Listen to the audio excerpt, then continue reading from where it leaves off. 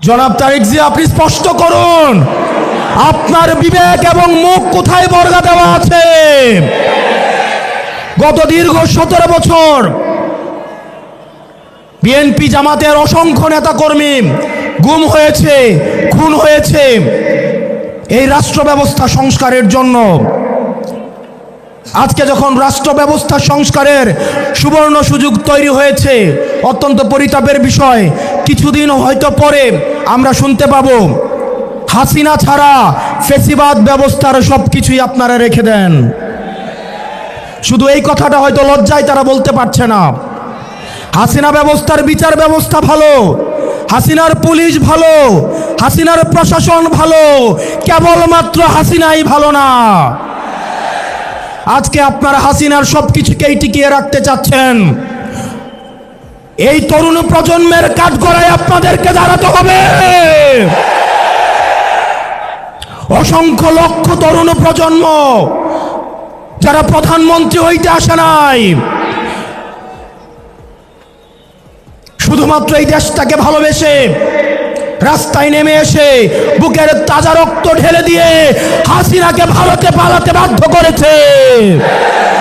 যারা হাসিনার ব্যবস্থা টিকিয়ে রাখতে চাইবে, আমার ভাই আবরার ফাহাদের মতো, আমার ভাই হাদির মতো, আমার ভাই আলিফের মতো আমরা যুগে যুগে রাস্তায় নেমে আসবো ইনশাআল্লাহ।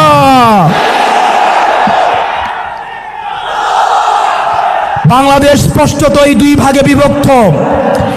এক ভাগ গোলামীকে বরণ করার জন্য প্রস্তুত হচ্ছে, আরেক ভাগ আজাদির পক্ষে অবস্থান নিয়েছে। এক ভাগ ভারতীয় আধিপত্যের কাছে মাথা নত করেছে, আরেক ভাগ ভারতীয় আধিপত্যের বিরুদ্ধে বিদ্রোহ ঘোষণা করেছে।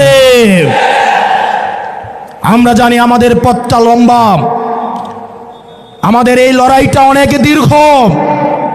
আমাদেরকে আবার সুপ্ত গুপ্তর এই ধরনের তৃতীয় শ্রেণীর ভাষা দিয়ে আবার হত্যাযোগ্য করে তোলার ষড়যন্ত্র করা হচ্ছে।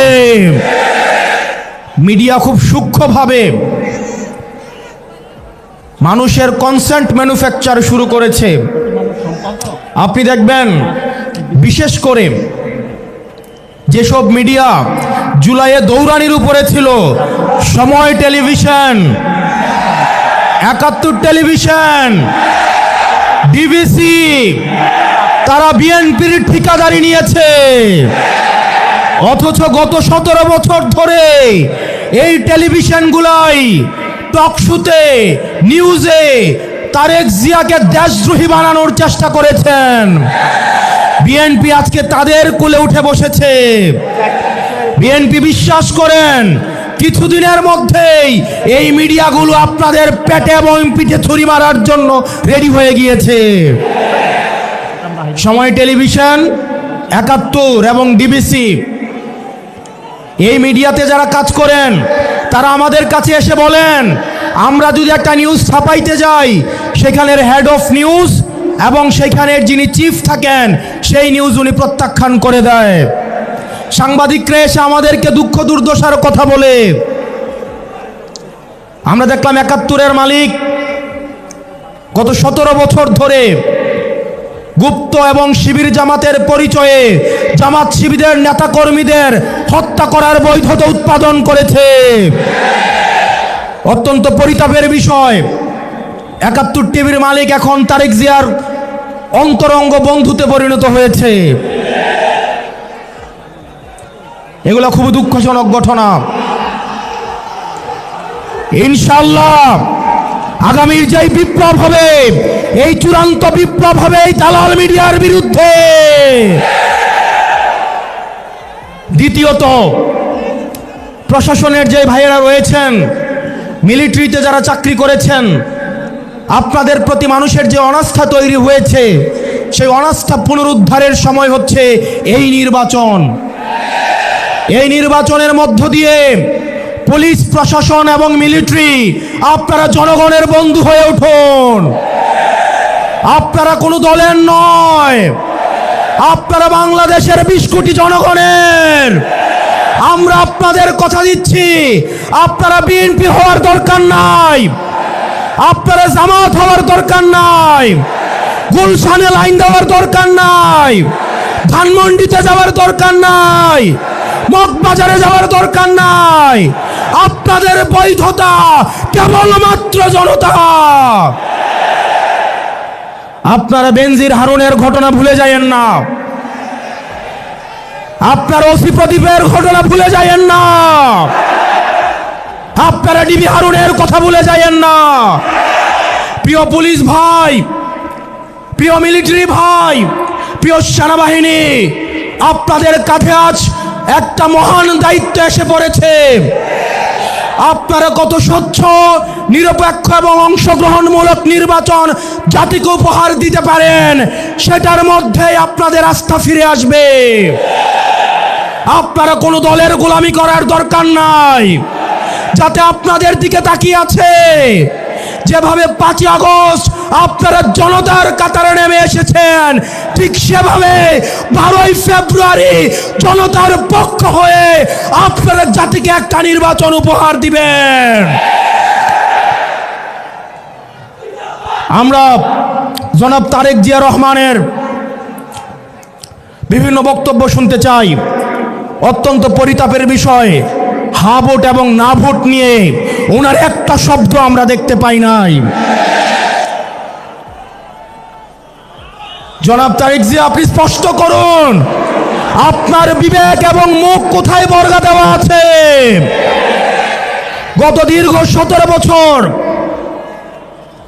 বিএনপি জামাতের অসংখ্য নেতাকর্মী গুম হয়েছে, খুন হয়েছে এই রাষ্ট্র ব্যবস্থা সংস্কারের জন্য।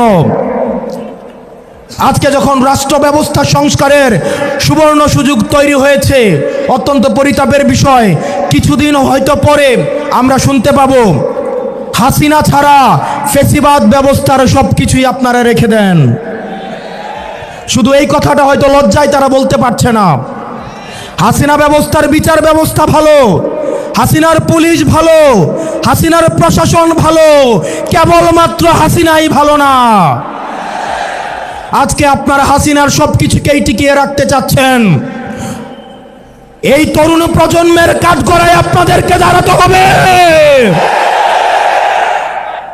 অসংখ্য লক্ষ তরুণ প্রজন্ম যারা প্রধানমন্ত্রী হইতে আসে নাই, শুধুমাত্র এই দেশটাকে ভালোবেসে রাস্তায় নেমে এসে বুকের তাজা রক্ত ঢেলে দিয়ে হাসিনাকে ভারতে পালাতে বাধ্য করেছে। যারা হাসিনার ব্যবস্থা টিকিয়ে রাখতে চাইবে, আমার ভাই আবরার ফাহাদের মতো, আমার ভাই হাদির মতো, আমার ভাই আলিফের মতো আমরা যুগে যুগে রাস্তায় নেমে আসবো ইনশাআল্লাহ।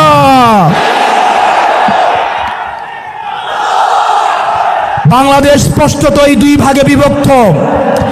এক ভাগ গোলামীকে বরণ করার জন্য প্রস্তুত হচ্ছে, আরেক ভাগ আজাদির পক্ষে অবস্থান নিয়েছে।